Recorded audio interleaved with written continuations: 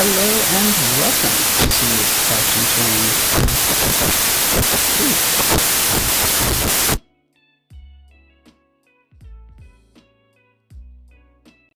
53. Let's try this again, hopefully without a super juddery mic. Okay, seems like that's stabilized. Fantastic. Cool. Sorry about that for anyone listening on headphones. I'm sure that was just an awful experience. I just saw the audio meteor just like peek out there. But anyway, let's do this intro again so we get a real intro.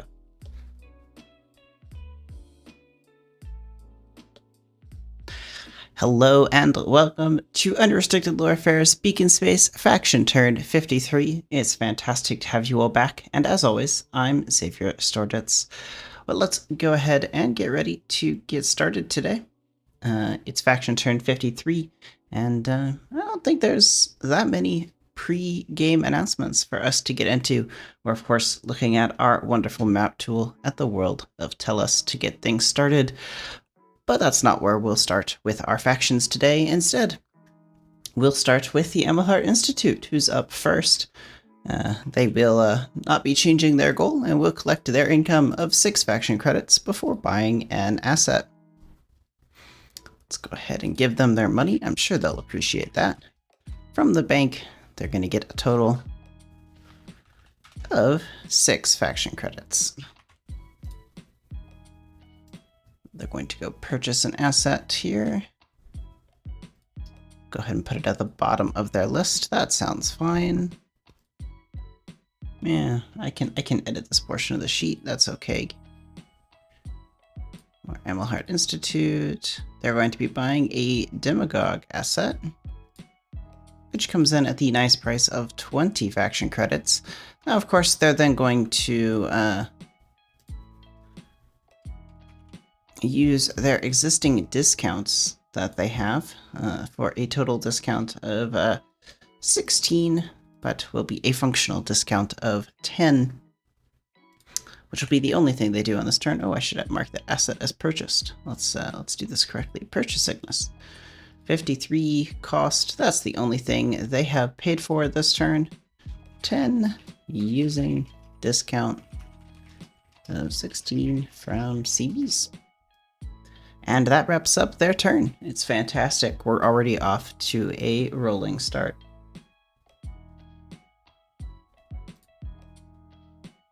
All right. Up next, second in our faction turn list, we have the Ascended Epistratum. They're continuing their goal of securing a megafauna, but let's give them their money first before we take some other things for them. Turn 53 income from the bank to the Ascended Epistratum, 9 faction credits. Fantastic. No asset to mark, so they are going to be purchasing an asset to start their turn as well. Let's go ahead and put that in here. Ascended Epistratum. They are purchasing a Psychic Assassin's asset. This has a cost of 12 faction credits. They don't, unfortunately, have any discounts available to them, but that's perfectly reasonable. This asset has been acquired. Up next, they're going to attempt to protect the megafauna that happens to be on the world of Aeternum Captivus, this legendary megafauna here, which has really been hard for them to succeed at here. Hopefully today I'll roll better for them. Let's go find out. So they need to make a D10 plus 15 roll, trying to beat DC 21. Just need to roll a 6 or higher. I've rolled a 5, continuing my trend of not being able to roll above a 6 on this, or a 6 or above. They are going to use their Book of Secrets to reroll this, if at all possible. Let's try this again for an even worse roll of a 2. Man, I really want to know what my dice rolling stats are on this roll. They're pretty atrocious. They're also taking a D10's worth of damage, I think, to their strike fleet, which will kill it, which is quite unfortunate for them. For the one on Aeternum Captivus, there's a strike fleet here. It is now dead. How unfortunate. That wraps up their turn. Yet again, unable to protect this megafauna because I can't roll dice well for them. But that said, let's go ahead and charge them for everything, because where would I be if I didn't? That's 22 faction credits for everything on their turn.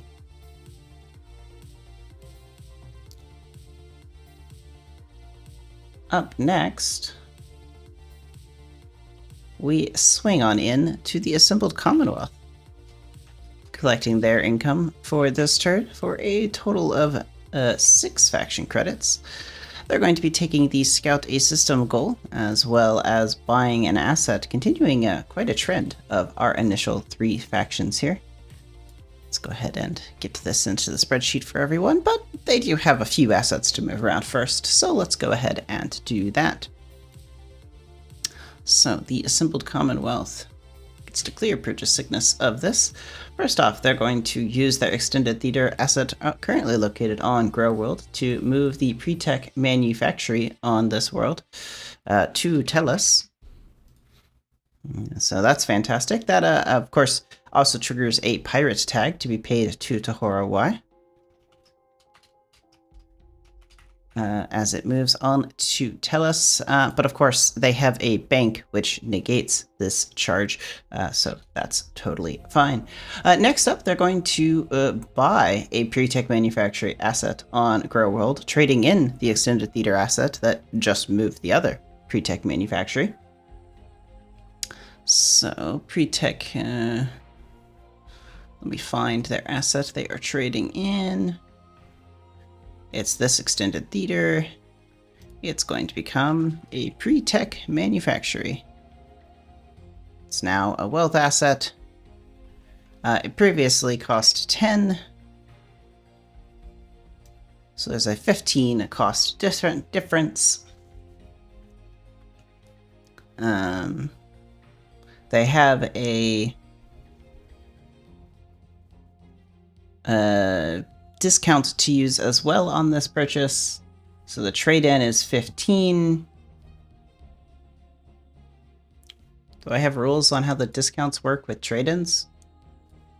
I don't trust their math they have written down here. 14 credits doesn't make sense to me as the total cost.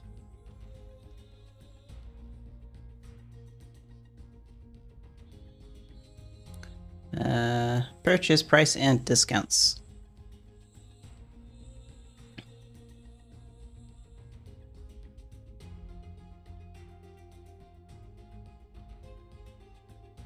Okay, it's half the original cost of the asset. I did answer this in my previous questions. I thought I did. So half of the thing here is 25 divided by 2 is 12.5, rounded down is 12. So their actual cost is 12, not 14 faction credits with all of the discounts. Let's get rid of those discounts, mark this pre-tech manufactory as purchase sickness, and then continue on with some other things they have to move. They have a Armageddon mech currently on the world of Idaras that is moving to 1013 empty space. Nobody refresh the map now. It'll break. I'll fix it after the stream. And then they're also going to attempt to reveal some moons in the world of Peleus, which requires a d10 plus 7 roll versus a DC of 8. Hey, there's a 6. DC 13 does beat that. Let's see how many moons we get. Just a singular moon around Peleus. The sector objects.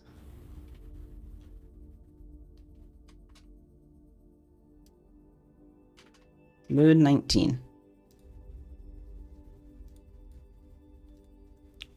Fantastic. Now we just need to wrap things up with charging them, and I should fix that this is not 14, it's 12.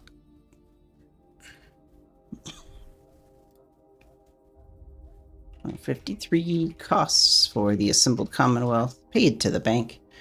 12 faction credits for their purchase. They moved 2 other assets for a total cost of 14 on their turn. Using discount from C's. Alright. Fantastic, fantastic. That moves us around to our fourth faction this turn, which is the Tellus Council. Of course, we all know what they're going to be doing. They're rolling some dice and making some money, so let's go roll these dice. First off, we have a post-tech industry. That's a d6 being rolled for a 2. That just makes a single faction credit. We have 2 pre-tech manufactories on this, both getting a 3. Could be better, but could also be worse.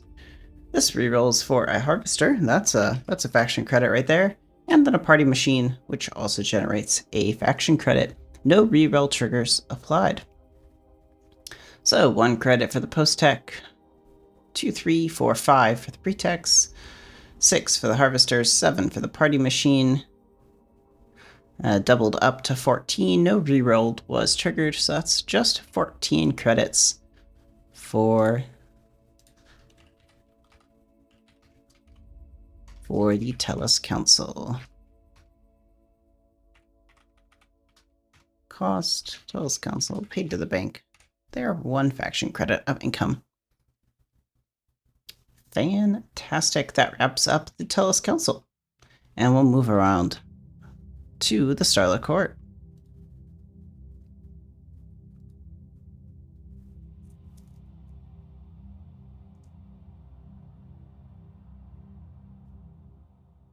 Okay. Does AE have the tech level to get psychic accessions? Oh, is that actually one of the assets that has a TL restriction? There aren't that many of those.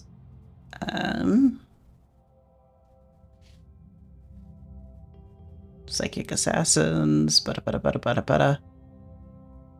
They're in here somewhere. There they are.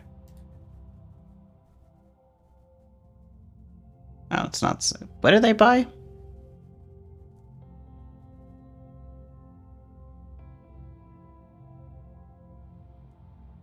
They bought this, which is TL4. Yep. Okay. And they purchased it on Elysia Maledictum, which is only tech level 3. Oh, yeah, you are correct there. Oops. Talk about edge cases that don't normally come up with asset purchases. That is right. I don't think they have another way of making that work. Nope. Okay, let's go fix this then before I keep going. So this asset purchase gets struck through. This only costs them 10 FC instead. Asset tracker, this can be disappeared. And transaction ledger is now just 10. All right, easy fix. And yeah, half the initial cost before the modifiers is the correct answer for the other one. Fantastic. Let's keep on going with the Starlit Court's income. They're going to collect their money from the bank for a total of 7 faction credits. They're taking the Expand Influence goal and, shockingly, the Expand Influence action. But first, let's move some assets around for them. Alright, they are going to spend a faction credit to move the Armageddon mech on planet CX to Hades.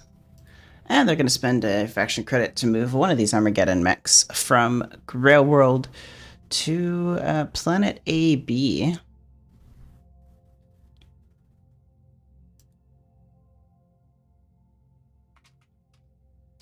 We'll move this one, be polite. And then, they have some constellation modifications. I'll take care of that afterwards.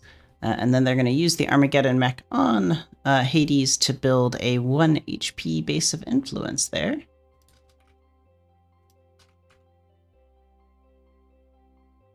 Which we're still surprised to learn.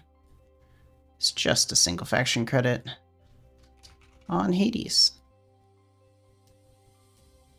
Alright, that completes their goal, so let's go ahead and give them 1 XP, taking them up to 9. And then on the transaction ledger side, we need to go charge them 3 faction credits. for their turn.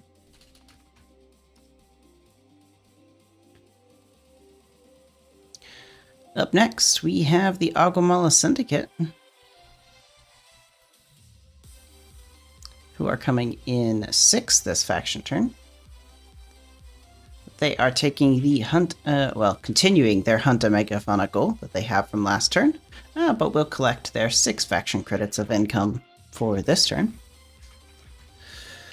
Then they're going to move some assets around and roll a die. So let's go ahead and move those. We have the... Oh, this loses purchase sickness. How exciting. We have a Silver Wings of an ET moving from 0908 to 0906, continuing its trend of floating around in space. We have the Viridescent Fangs moving from space in 0905 to Maze in the Gora system. And we have the Rites of Spring moving from 1007 to 0905, replacing the Strife Fleets of, the Viridescent Fangs and their duty in guarding this SpaceX. Then we have a post-tech industry to go roll for. Let's find out if they make some money. That's a 3, so that's a faction credit. And of course, their future goal for hunting the megafauna gets an increase of 1 as it treks forward, making progress towards moving assets to actually take care of this megafauna. Let's go give them their generated income. It would help if I don't type Agumala. And then charge them their cost for this turn, as they've moved 3 assets for 3 faction credits. Up next, we have the Children of the Vein coming in 7th this faction turn. They're taking the Scout System goal and continuing our buy asset trend.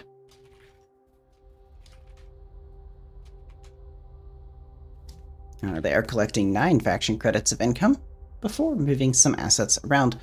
They are going to start things off, though, with refitting a Seditionist asset currently located on the world of Beholder to a commodities broker. This is going to cost them a total of 8 faction credits. So Seditionists currently cost 12. The commodities broker cost a... Oops. Helps click the right one. Cost a total of 20. They only gain 2 HP on this asset, taking it up to 8. And it now gets purchase sickness. Up next, we're going to move the smugglers on planet CQ to planet DP, and then we're going to move the Armageddon mech that's on Morrow, paging Mr. Tom Morrow. Where is that? There it is, Armageddon mech on Morrow, moving to Ingrid. Then, using the transit web on Tellus, we're going to connect Tellus and planet AJ to relocate the transit web on Tellus to planet AJ. And then we're going to move a party machine from Beholder to Tellus. Beholder, party machine. That's the base of influence, that's the party machine, and that's moving down to Tellus, which of course triggers the pirate tag, but there's a bank on Heliocytus, so we're all good.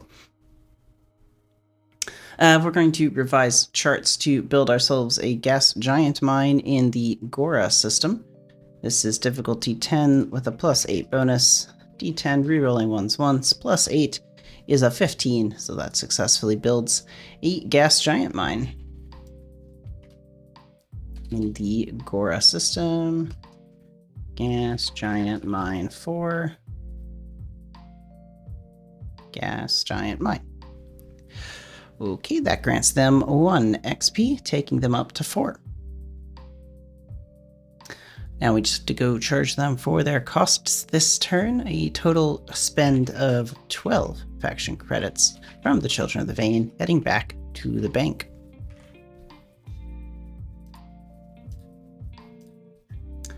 After that, we just get to run over to our next faction, which is the Larkspur Combine. They are 8th this faction turn and are continuing their trend of rolling some more dice as well. Let's go ahead and roll these assets for them, and then we'll give them their income because they aren't spending anything, so it's all fine and dandy. 2d6 for 2 party machines, both of which miss on making a faction credit as they need to be a 4 or higher. We're then going to roll 2 different post-tech industries located on 2 different planets. A 4 and a 2 is 1 faction credit gained for both of them. And then we have a harvester asset on Nuevo Asphodel. Wow, this was a poor turn for all of their harvesting efforts. Only 2 faction credits generated as a result of these rolls. But of course, they still do get their income from the bank. Of a total of 6 faction credits, so 8 in total for this turn. Could be worse. That is, of course, their turn in totality. No goal set, no XP gained. Up next, we have the Tohora Y coming in 9th, not 19th, this turn.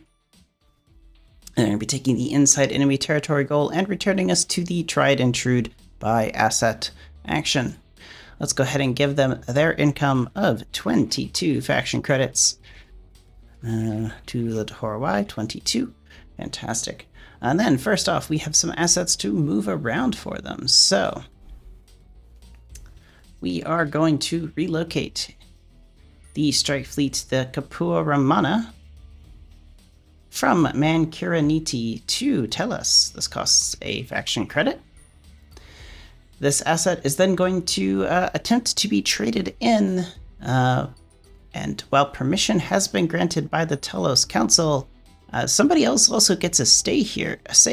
There's a popular movement on this planet owned by the Ascended Epistratum, which grants the owning faction permission to build on the planet regardless of whether or not the Telos Council cares. But it also lets them stop other factions from building on this planet if they don't also have the popular movement or are in fact the planetary government.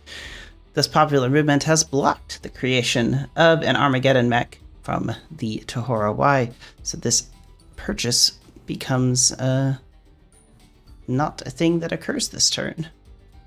That does adjust their cost for the turn, but maybe not the news they were interested in. That said, though, we get to move on from what continues. As a result, that does also mean that this follow-up step of giving the Kapua Ramana stealth does not need to occur because the strike fleet has not lost stealth, so they'll save 2 faction credits on this as well. Go ahead and put the strike through and fix that value. Up next, we just have some asset movements to take care of. We have the Armageddon mech, the Black Gorab, moving from Tellus to Mancuraniti. We have the Loud and Proud moving from Dacia to Tellus for a faction credit. And we have the one way up here, the Lampas, not even an attempt to pronounce that first part, moving from Tellus to Dacia. And then finally we have some surveyors, the Orozu, with the covert shipping assets, relocating them from Tellus to Mancuraniti, using the Tellus governor movement rules for additional movement bonus there. We have a roll to make for modifying the atmosphere of Planet H, which is a D10 plus 8 roll versus DC 11. That's a D1 roll, so that's not valid. But that's only a 10, so unfortunately no progress made towards the atmosphere of Planet H. Inside enemy territory does complete, giving them 2 XP, taking their XP total up to 20. And of course we need to go charge them for their cost this turn, which are significantly reduced by the interactions of other factions, only costing them a total of 5 faction credits this turn.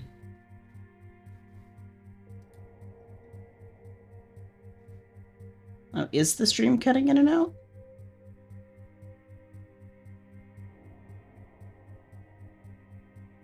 Oh yes, I've begun dropping frames like crazy for who knows why.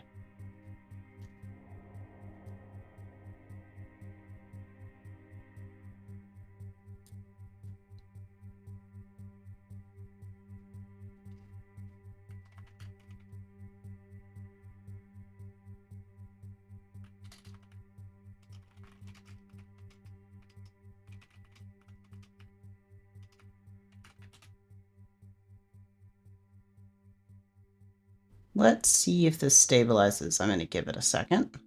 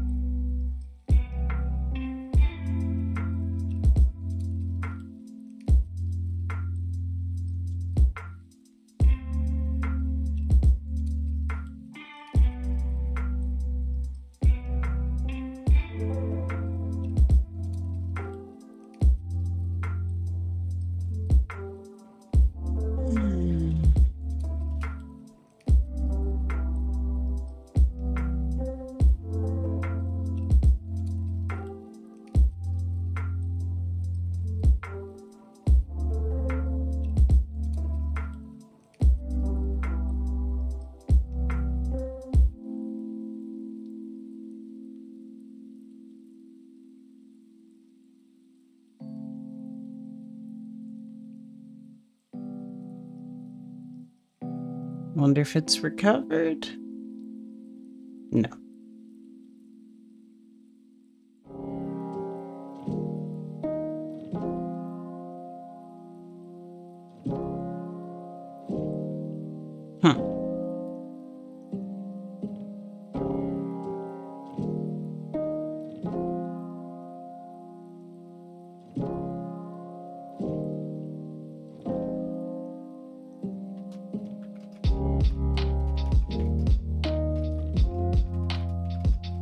Just keep going.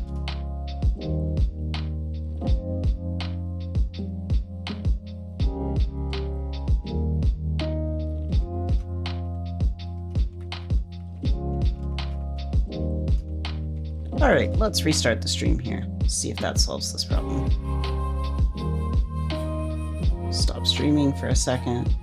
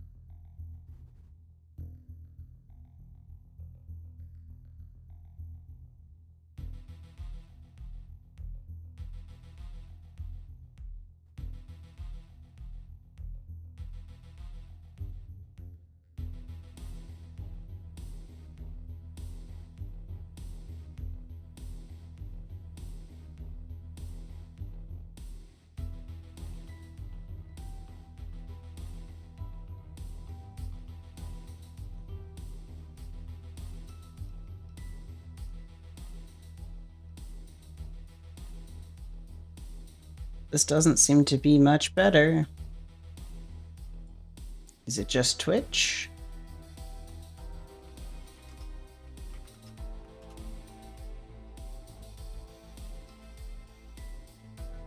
Nope.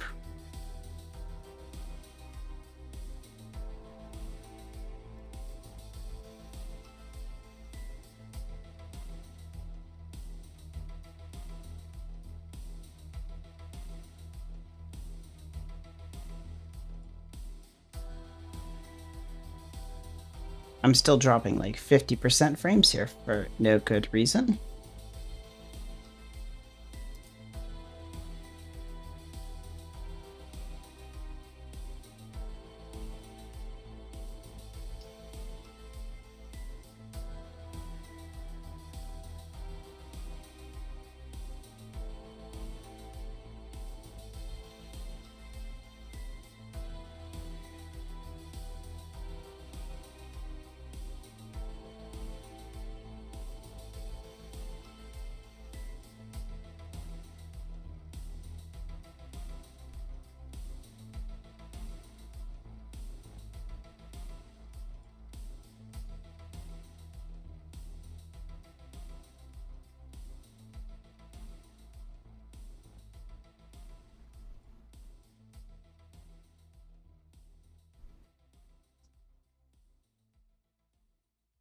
Hmm.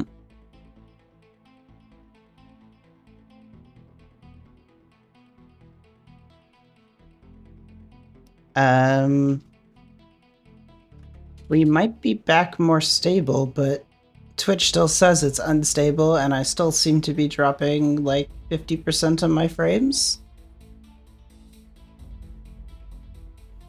But it's all on the networking side, not the encoding side, because the encoding is totally fine.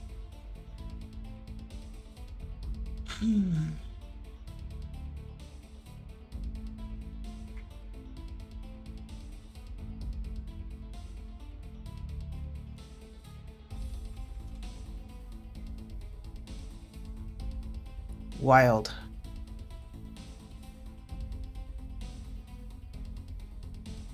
Am I rendering an issue in my network graph somewhere?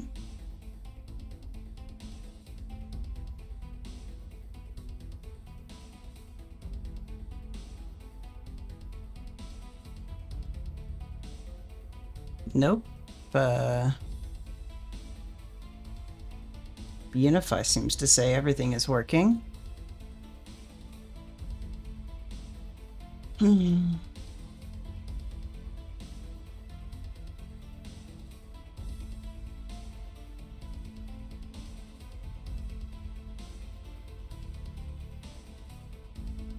Yeah.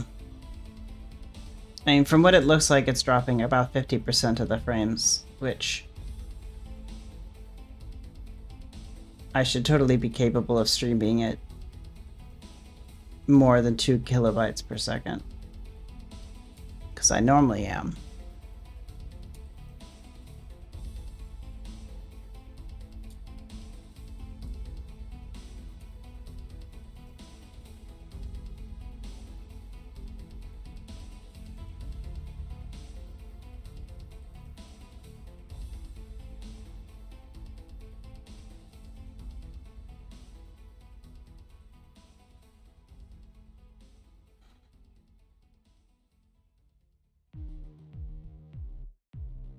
Well, we may just suffer through the rest of this stream-wise, and my recording is still fine, so when I just upload the version tomorrow, it'll be okay. I'll just make sure this one gets published quicker than the previous ones have been.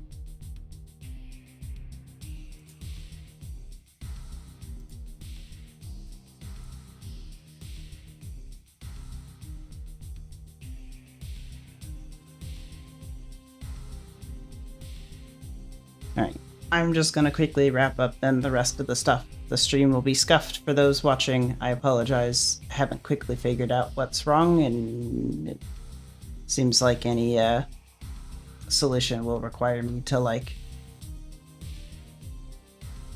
just go reboot my entire network.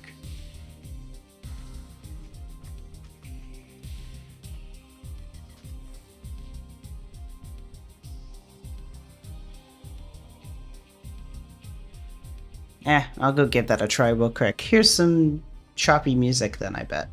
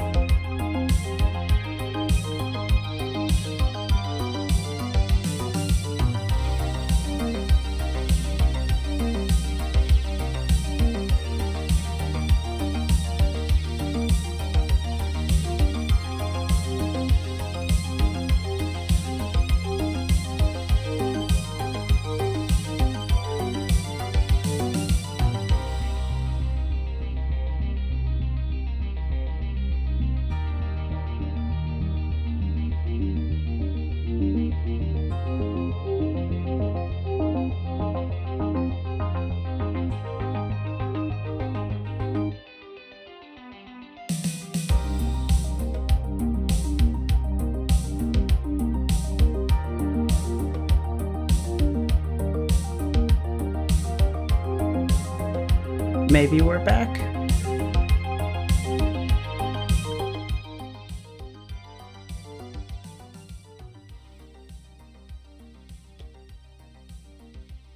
I seem to be dropping less frames now.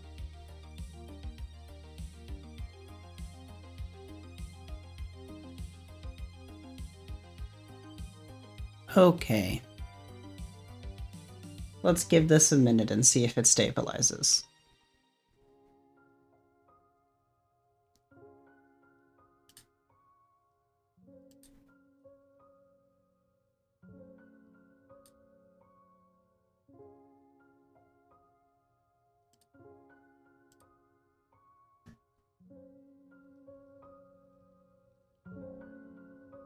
Someone in chat can let me know if it's stabilized for them or just completely dead.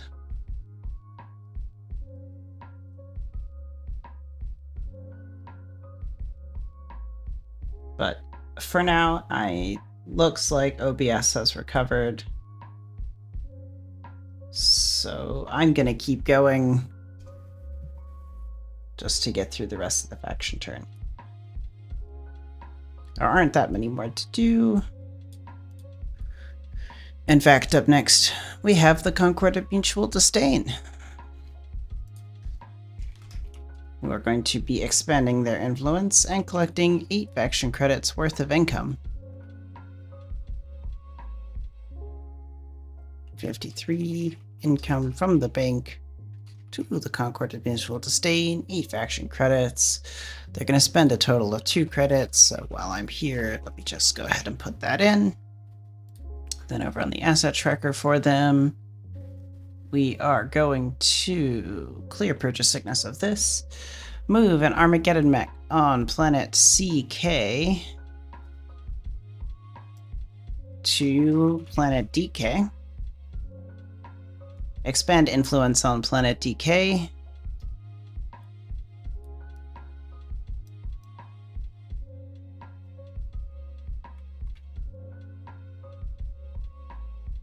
This will be for 1 HP as well. And then increase the population on Mirjak, which is an automatic success with their constellation bonus, but because I rolled anyway, so I can do 10 plus 13. Woohoo! It's a 23. They succeed. Planet map. Mirjak, they want it to be an outpost rather than a failed colony. Let's go grant them 1 XP, taking them up to 13. I've already charged them for their turn. And last, faction-wise, but certainly not least, is the Umbral Triumvirate. Coming in 11th, they'll get a faction credit, and maybe a few more from these harvesters. That's at least 2 more.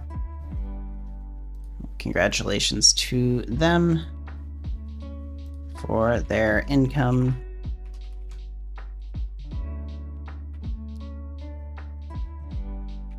One faction credit. Generation from the bank. Alright, that makes them 2 more. Right, does seem like the stream has recovered, so that's good. Anyway, I think that's about it for my updates. I have Megafauna to go roll for, but we'll check them afterwards. And then I do have one other thing. We have some dice rolls to go make. Let's go through this. I need to go roll d10 plus 4s. Need to roll once. Need to roll a second time. I am rolling d10s, right? Wow. I need to go roll 2 more times. Okay. And then I need to go move 4 more times. 1, 2, 3, 4.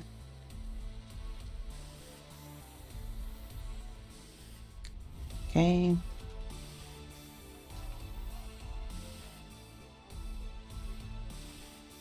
And then I need to roll 1, 2, 3, 4 times. 1, 2, 3, 4. And I need to go roll 5 times. 1, 2, 3, 4, 5. And then once. Lots of 1s on that roll. And then we also have something to go put here. I'm going to go throw it on here. This thing with that. I need a random planet. Not that random planet. I needed a random planet from our planet list. Don't I have a macros from that?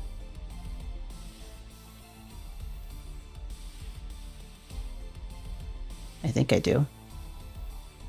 Nope. That's the number of planets.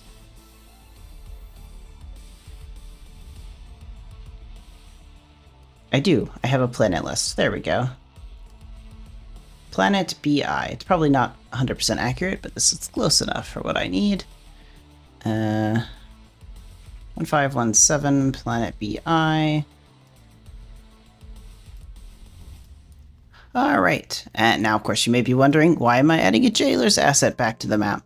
Well, I'm going to share that I'm working towards the hopefully the Steam stays stable during this. That'll be really unfortunate if it doesn't.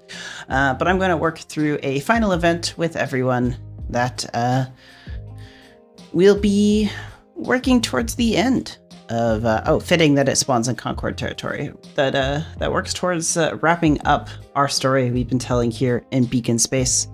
It's been over 53 turns. As you know, next turn will be 54.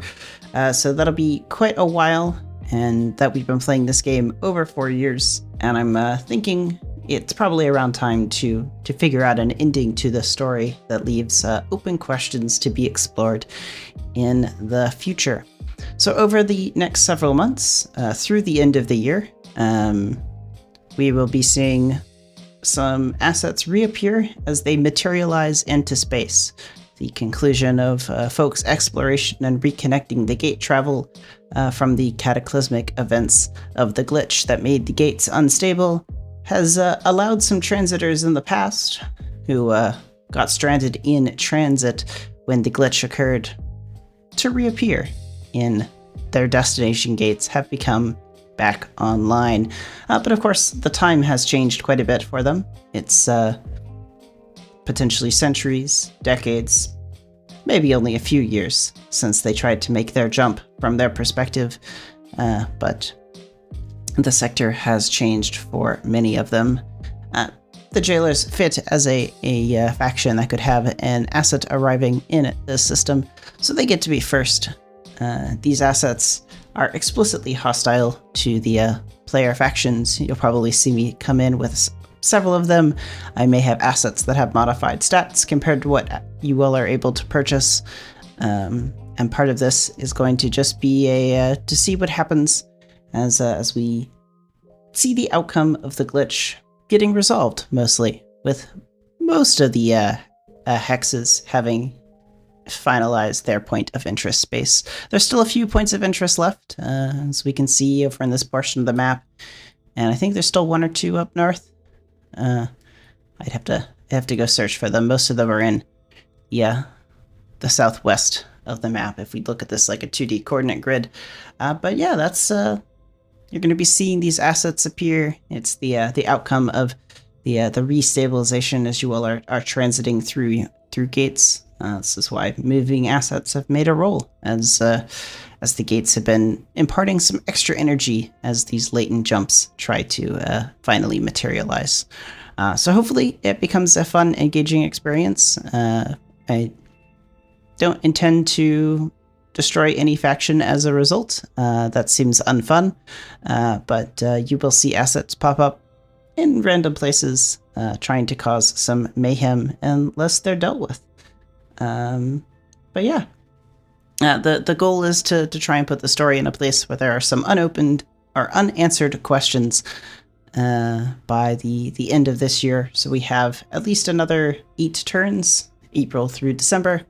And if we end up needing a few more, that would be okay as well. But roughly my goal right now is sometime around December to wrap up the story. Afterwards, looking to transition into not immediately picking back up a once-a-month game. It'll been a fun 5+ years at that point, but perhaps it's time for a small break on running a game monthly, and we'll look instead to do something like the pickup games we ran over the course of a single day or a weekend, or run a game in a much more compressed amount of time. Could see running a game over the course of 2 weeks with a day or two for processing everything. Could see doing the weekend games again, but transitioning more like that for a bit, and taking a nice reserved break for everyone on the faction turn scale. So hopefully that turns out to be an interesting experience as we wrap up Beacon Space and leave new questions about the future of its story. If you have any questions, comments, concerns, etc. about this, feel free to reach out to me. I don't have as nicely prepared as a script. This was far more ad-libbed than some of my other announcements have been, but I'll be happy to answer any questions folks have about this. With that, I think that's everything I have for this faction turn. Oh, no, I need a faction to see if there gets a who gets a distorted lens. It's the Tellus Council. they gain a distorted lens. How exciting. And sort of row above for the Tellus Council. They've gotten another distorted lens. It doesn't have stealth, it has purchase sickness, which is fantastic. Cool. Well, with that, me fixing my final note here. Thanks everyone for tuning in to Faction Turn 53. I'll be leaving you with some chill tunes that hopefully don't stutter, and apologies for the stream issues earlier. Internet weirdness, that's about all I can chalk it up to at this point. But thanks everyone, have a fantastic rest of your Saturday, and I will see you next time. Faction Reps, you'll have a schedule for April coming up very shortly here, sometime over the weekend. And of course, if you want to change factions, make sure you've gotten that in by 11:59 p.m. Eastern Time on the Monday. What is Monday? The 10th. Fantastic. Thanks everyone. I will see you next time. Bye-bye.